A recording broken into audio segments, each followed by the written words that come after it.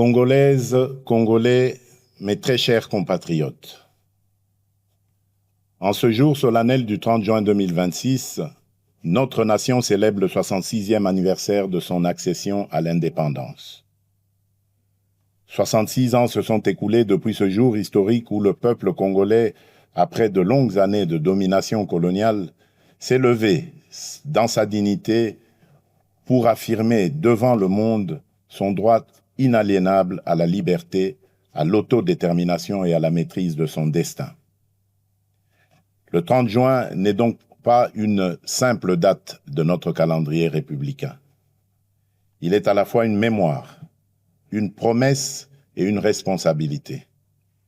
Il est la mémoire de celles et ceux qui, par leur courage et leur sacrifice, ont ouvert le chemin de notre liberté. Pour eux, l'unité, la dignité et la souveraineté du peuple congolais avaient plus de valeur que leur propre vie. Il est aussi la promesse faite à chaque génération de ne jamais renoncer à l'idéal d'un Congo libre, uni et souverain. Il est enfin une responsabilité, celle de protéger, d'approfondir et d'incarner chaque jour l'indépendance conquise par nos pères dans nos institutions, notre économie, notre diplomatie, notre défense nationale et notre engagement collectif au service de la République. En ce jour de communion nationale, je m'incline avec respect devant la mémoire de nos pères de l'indépendance, de nos héros nationaux, de nos martyrs et de tous les combattants de la liberté, connus ou anonymes, qui ont fait de ce pays une patrie libre. Je rends un hommage particulier à Joseph Kasavubu, à Patrice Emery Lumumba, ainsi qu'à tous les bâtisseurs de notre conscience nationale. Je rends également hommage à toutes les femmes et à tous les hommes qui, dans nos villages, nos villes, nos écoles, nos églises, nos administrations, nos mines, nos champs, nos marchés, nos entreprises et nos familles, continuent chaque jour par leur travail, leur courage et leur résilience de porter la République à bout de bras. Mes très chers compatriotes, cette année encore, notre fête nationale intervient dans un contexte grave. À l'est de notre pays, nos compatriotes continuent de subir les conséquences douloureuses de l'agression, de l'activisme des groupes armés, du terrorisme, des violences contre les civils, des déplacements forcés, des pillages, des prédations économiques et des violations répétées du droit international. Je pense en cet instant à nos frères et sœurs du Nord Kivu, du Sud Kivu, de l'Ituri, du Tanganyika, du Maniema et de toutes les zones meurtries par l'insécurité. Je pense aux familles endeuillées, aux déplacés contraints de vivre loin de leurs terres, aux femmes victimes de violences, aux enfants privés d'école, aux paysans privés de leurs champs, aux commerçants privés de leurs activités et aux jeunes privés de perspectives par la guerre et la peur. À chacun d'entre eux, je veux redire, au nom de la nation tout entière, vous n'êtes pas oubliés. Votre douleur est celle de toute la République et votre sécurité demeure une priorité absolue de mon action. Je rends un hommage solennel à nos forces armées, à notre police nationale, à nos services de sécurité ainsi qu'aux résistants patriotes Wazalendo engagés dans le cadre légal de la défense de la patrie. À vous qui tenez les lignes, qui défendez nos frontières et qui protégez nos populations, la nation reconnaissante vous dit merci. Votre courage est le rempart de notre souveraineté et votre engagement restera inscrit dans la mémoire de la République. Mes très chers compatriotes, l'année dernière, à la même période, je m'adressais à vous au lendemain d'avancées diplomatiques importantes, notamment dans le cadre de l'accord de Washington et des discussions de Doha. Ces démarches avaient ouvert une espérance et replacé la tragédie congolaise au cœur des agendas régionaux et internationaux. Elles ont surtout consacré une vérité essentielle Aucune paix durable dans la région des Grands Lacs ne peut se bâtir contre la souveraineté de la République démocratique du Congo, ni au détriment de la dignité de son peuple. Le choix de la diplomatie n'a jamais été un signe de faiblesse. Il fut le choix de la responsabilité, de la maîtrise et de la recherche, par tous les moyens légitimes, de la fin des souffrances imposées à nos populations. Les accords de Washington, les discussions de Doha et les engagements de Montreux n'ont de sens que s'ils produisent des résultats concrets, vérifiables et irréversibles, le silence des armes, la fin de tout soutien aux groupes armés, le retrait effectif des forces étrangères non invitées, le désarmement des combattants, le retour digne et sécurisé des déplacés et des réfugiés, la protection des civils, la restauration de l'autorité de l'État, la justice pour les victimes et des garanties crédibles de non-répétition. La République démocratique du Congo reste engagée en faveur de la paix. Elle respecte sa parole, honore ses engagements et demeure ouverte au dialogue lorsqu'il est sincère, équilibré et conforme aux intérêts fondamentaux de la nation. Mais la paix ne peut être ni une mise entre parenthèses de la vérité, ni une récompense accordée à ceux qui prennent les armes contre la République, encore moins un compromis sur notre souveraineté, notre justice ou notre intégrité territoriale. La paix que nous recherchons est une paix juste, une paix qui respecte les frontières, restaure l'autorité de l'État, sanctionne les crimes et transforme nos ressources naturelles en instruments de développement et non en carburant de guerre. C'est cette paix-là que nous voulons, cette paix-là que nous défendrons. Je remercie nos partenaires qui accompagnent ces efforts, notamment les États-Unis d'Amérique, l'État du Qatar, l'Union africaine, l'Union européenne, les Nations unies, la SADC, l'EAC, la CIRGL, ainsi que tous les pays amis engagés en faveur de la paix dans notre région. La République démocratique du Congo ne sera plus réduite à l'image d'un pays que l'on convoite, que l'on pille ou que l'on déstabilise. J'en ai fait le serment devant la nation. Et depuis mon accession à la magistrature suprême, je travaille à faire reconnaître notre pays pour ce qu'il est véritablement appelé à devenir, c'est-à-dire un pilier de paix, de croissance, de transition énergétique, de stabilité régionale et de prospérité partagée en Afrique et dans le monde. Le regard porté sur notre pays est d'ailleurs en train de changer.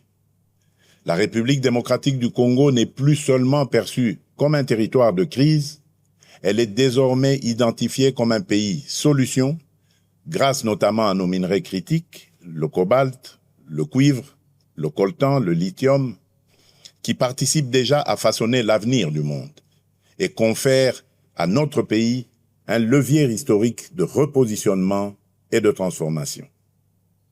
C'est dans cette perspective que s'inscrit le partenariat stratégique que nous construisons avec les États-Unis d'Amérique ainsi que ceux que nous entendons nouer avec nos autres partenaires. Tous doivent répondre à une exigence claire, servir les intérêts fondamentaux du peuple congolais, renforcer notre souveraineté, soutenir la paix, favoriser la transformation locale, sécuriser les chaînes de valeur et créer des emplois durables pour notre jeunesse. Le temps où nos minerais étaient extraits chez nous, exportés à l'état brut, valorisés ailleurs, puis revendus au monde pendant que nos populations demeuraient dans la pauvreté, appartient désormais au passé.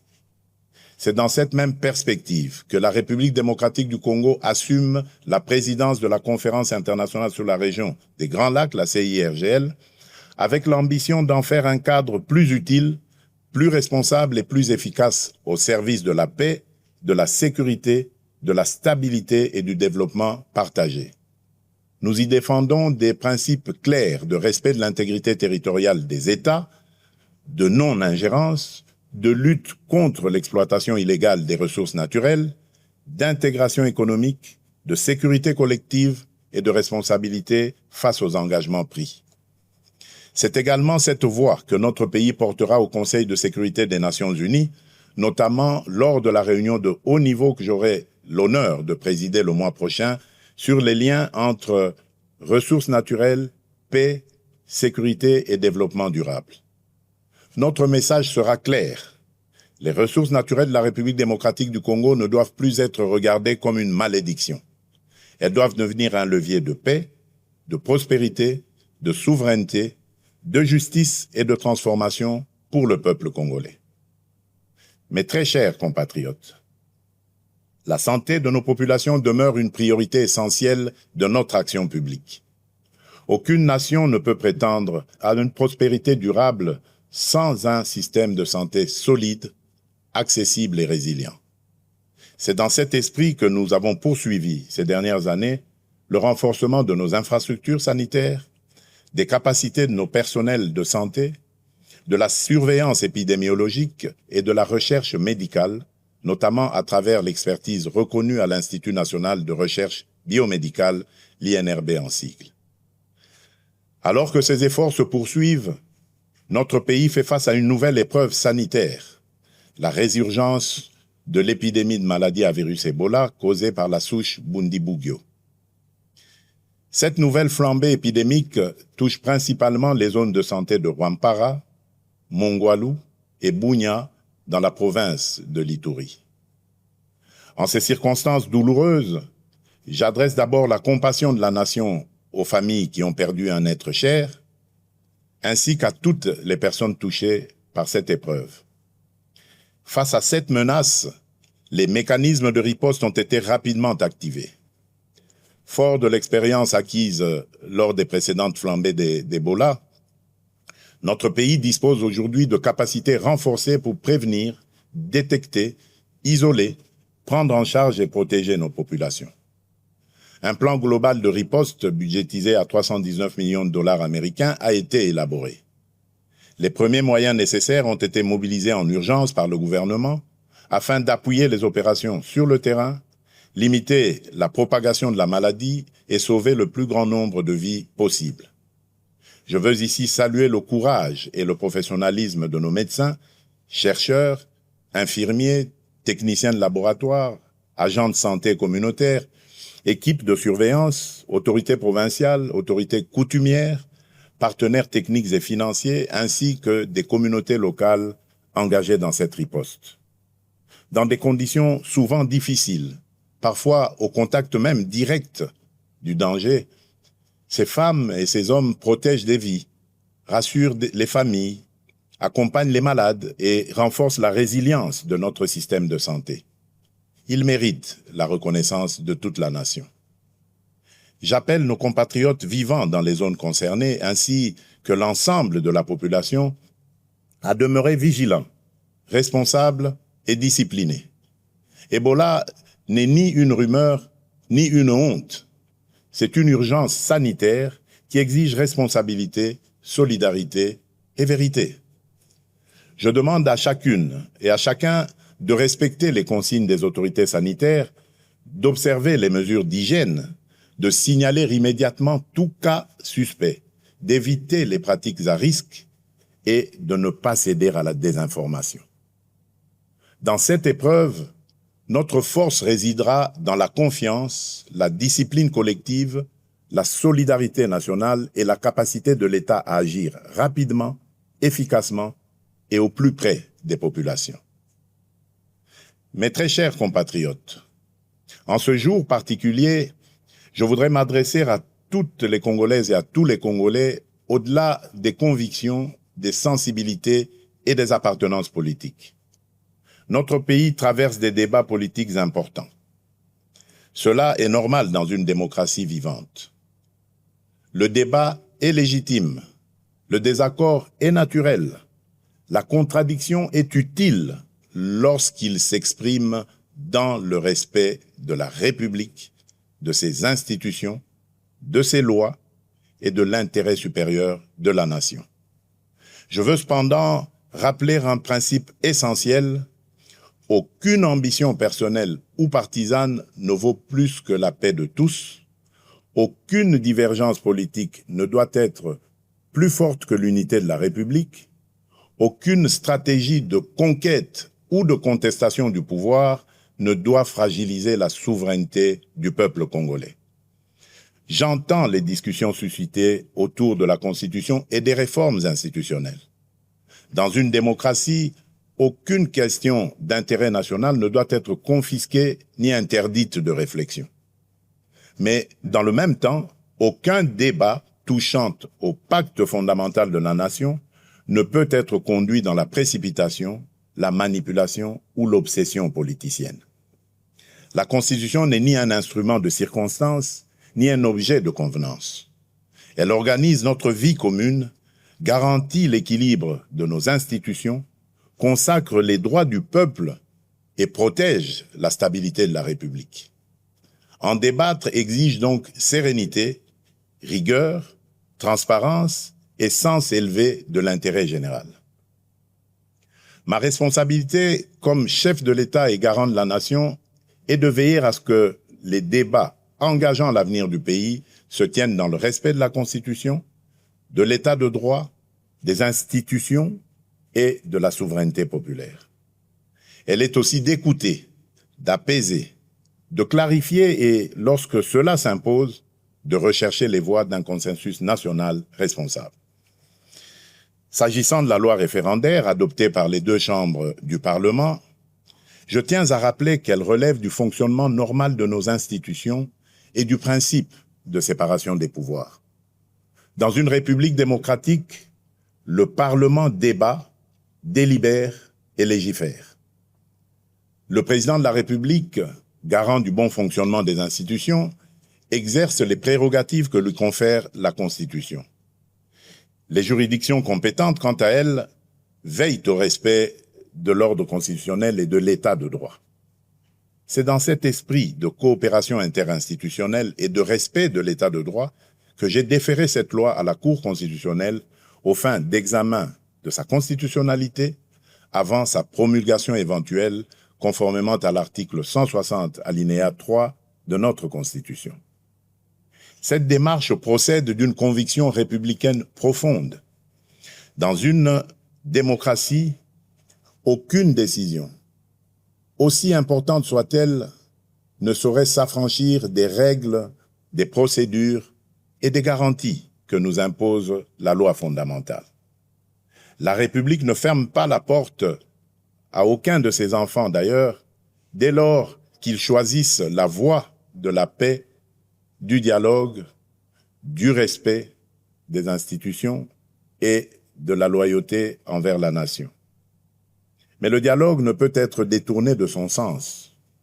Il ne saurait devenir un instrument de pression, de contournement des institutions ou de remise en cause de la volonté du peuple telle qu'elle s'exprime conformément à la Constitution et aux lois de la République. Le peuple congolais est le seul souverain. Nul ne peut parler durablement au nom de la nation contre la nation elle-même. Nul ne peut prétendre défendre la démocratie tout en refusant les principes qui la fondent, à savoir le débat libre, le respect des institutions, la séparation des pouvoirs, la souveraineté populaire et la responsabilité devant le peuple.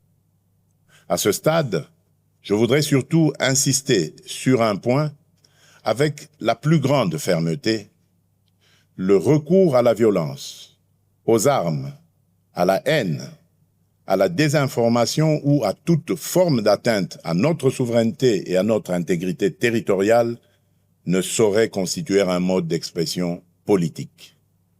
Il ne peut en aucun cas ouvrir un droit particulier à la négociation, ni placer ceux qui menacent la République au-dessus de ceux qui respectent ses lois. Nous pouvons débattre, diverger et nous opposer dans le cadre républicain. Mais nous n'avons pas le droit d'affaiblir la nation au moment où elle fait face à des menaces existentielles. Face aux défis qui pèsent sur notre pays, l'unité nationale n'est pas une option, elle est une exigence historique, elle est un impératif absolu. J'appelle donc les acteurs politiques, de la majorité comme de l'opposition, les responsables sociaux, religieux, économiques, médiatiques et associatifs, ainsi que l'ensemble de la société civile, à faire preuve de hauteur, de retenue et de responsabilité. Mes très chers compatriotes, au milieu des épreuves que traverse notre nation, cette année nous aura également offert un puissant motif de fierté collective. Nos léopards viennent d'écrire une page historique du football congolais. 52 ans après notre dernière participation à une Coupe du Monde, ils ont non seulement ramené la République démocratique du Congo sur la scène mondiale, mais ils viennent aussi de franchir, avec courage et panache, un cap inédit de notre histoire sportive. Par leur brillante victoire face à l'Ouzbékistan, sur le score de 3-1, nos léopards se sont qualifiés pour la phase à élimination directe, offrant à notre peuple une joie immense, une émotion rare et une fierté qui dépasse le seul cadre du sport. Au-delà du résultat, cette victoire porte une signification profonde. Elle nous rappelle qu'aucun objectif n'est hors de portée lorsque la discipline, le travail, la solidarité et la foi en nos propres forces se conjuguent. Pendant plusieurs semaines, nos différences se sont effacées derrière un même drapeau. Le Nord et le Sud, l'Est et l'Ouest, les Congolais de l'intérieur comme ceux de la diaspora ont vibré d'un même cœur, dans une même ferveur et avec une même fierté. Voilà l'image du Congo que nous devons préserver et faire grandir. Un Congo uni, ambitieux, résilient et déterminé à tenir son rang parmi les nations. Par leur courage, leur combativité et leur attachement au maillot national, nos léopards ont rappelé au monde que la République démocratique du Congo ne se résume pas à ses crises. Le Congo, c'est aussi le talent, l'audace, la discipline, la résilience et cette capacité de croire jusqu'au bout, même lorsque le chemin semble difficile. J'adresse, au nom de la nation, mes chaleureuses félicitations aux joueurs, au staff technique, aux dirigeants sportifs, à la fédération, aux supporters, ainsi qu'à toute la jeunesse congolaise qui s'est reconnue dans cette magnifique aventure. À nos léopards, qui s'apprêtent désormais à défier l'Angleterre en 16e de finale, je veux adresser un message simple. Entrez sur le terrain avec la sérénité de ceux qui ont déjà honoré la nation, mais aussi avec l'audace de ceux qui savent que l'histoire n'a pas encore livré son dernier mot. Jouez avec discipline, courage, intelligence et surtout sans regret. Vous avez déjà fait battre le cœur des Congolaises et des Congolais. Vous avez déjà rendu tout un peuple fier. Mais nous continuons à croire en vous et en votre capacité à aller plus loin, à surprendre encore, à faire reculer les limites du possible et à écrire sous nos couleurs une nouvelle page de notre grandeur nationale. Quelle que soit l'adversité, la République démocratique du Congo vous accompagnera de sa ferveur, de ses prières et de son soutien indéfectible. Entrez sur le terrain avec la force de tout un peuple uni derrière vous. Le sport est une école de discipline, de cohésion, d'effort et de patriotisme. L'esprit des léopards doit inspirer la nation entière. Rester unis, défendre nos couleurs, croire en nos forces et combattre chacun à sa place pour l'honneur et la grandeur de la République. Dans le même élan, je rends hommage à nos artistes, nos scientifiques, nos chercheurs, nos entrepreneurs, nos créateurs ainsi qu'à toutes les femmes et à tous les hommes qui, par leur talent, leur travail et leur excellence, contribuent au rayonnement de la République démocratique du Congo à travers le monde. Mes très chers compatriotes, 66 ans après l'indépendance, la République démocratique du Congo demeure debout. Debout malgré les guerres, les convoitises, les blessures de l'histoire et les épreuves traversées. Debout surtout parce que son peuple n'a jamais cessé de croire en lui-même, en sa dignité et en son destin. Cette force intérieure, cette capacité à résister et à se relever constitue l'une des plus grandes richesses de notre nation. Et aujourd'hui, plus que jamais, notre responsabilité est d'aller plus loin. L'indépendance politique fut une conquête historique. Notre devoir désormais est d'en faire une souveraineté pleinement vécue, concrète et irréversible. Une souveraineté sécuritaire, afin que plus aucun groupe armé, plus aucune force étrangère, plus aucun agenda extérieur ne puisse dicter sa loi sur une parcelle de notre territoire. Une souveraineté économique, afin que les ressources de notre sol et de notre sous-sol servent d'abord le développement de notre pays, la transformation de notre économie, la création de valeurs locales, l'émergence de champions nationaux et le bien-être de notre peuple. Une souveraineté numérique, afin que l'identité de nos citoyens, les données de notre pays et les services publics de notre État soient protégés, modernisés et mis au service des Congolaises et des Congolais. Une souveraineté diplomatique enfin, afin que la République démocratique du Congo parle au monde avec respect, clarté, dignité et fermeté. Voilà le sens profond que je donne à cette célébration, faire du 30 juin non seulement un moment de mémoire, mais aussi un appel au sursaut national. Notre République est une maison commune. Chacun y a des droits, des devoirs, une dignité à protéger et une responsabilité à assumer. C'est pourquoi nous devons regarder au-delà des urgences du moment et préparer avec méthode et détermination le Congo de 2030, de 2040 et de 2050. Le Congo que nous voulons léguer à nos enfants est un Congo en paix, moderne, prospère et respecté, un Congo où chaque enfant accède à une éducation de qualité, où chaque famille bénéficie de soins dignes, où chaque jeune peut trouver sa place, exercer son talent et réaliser ses ambitions, un Congo où les richesses nationales se transforment en emplois, en infrastructures, en services publics et en mieux-être pour le peuple. Ce Congo ne se construira ni par la résignation, ni par la division, ni par l'attente passive. Il se construira par le travail, la discipline, l'unité, la probité et le sursaut patriotique. Chaque Congolaise et chaque Congolais a une part à prendre dans cette œuvre nationale.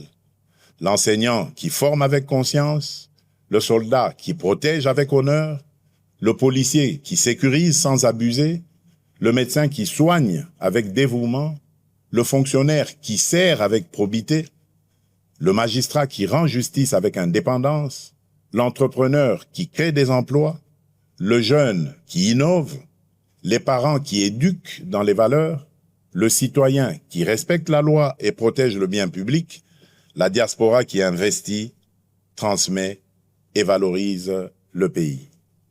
Comme le rappelait Nelson Mandela, avec la liberté viennent les responsabilités. Notre indépendance nous a donné une nation à aimer. Elle nous confie aussi une république à servir, à protéger et à élever. Car le patriotisme n'est pas seulement un sentiment. Il est une conduite, une discipline, une manière de servir, de protéger, de respecter et d'élever la nation. En ce 30 juin, levons-nous avec confiance, courage et amour pour la patrie. Unis dans la vérité, fermes dans la souveraineté, responsables dans l'action, solidaires dans l'effort, confiants dans l'avenir. Bonne fête de l'indépendance à toutes et à tous. Que Dieu bénisse la République démocratique du Congo, son peuple et tous ceux qui l'ont choisi comme pays de résidence. Je vous remercie.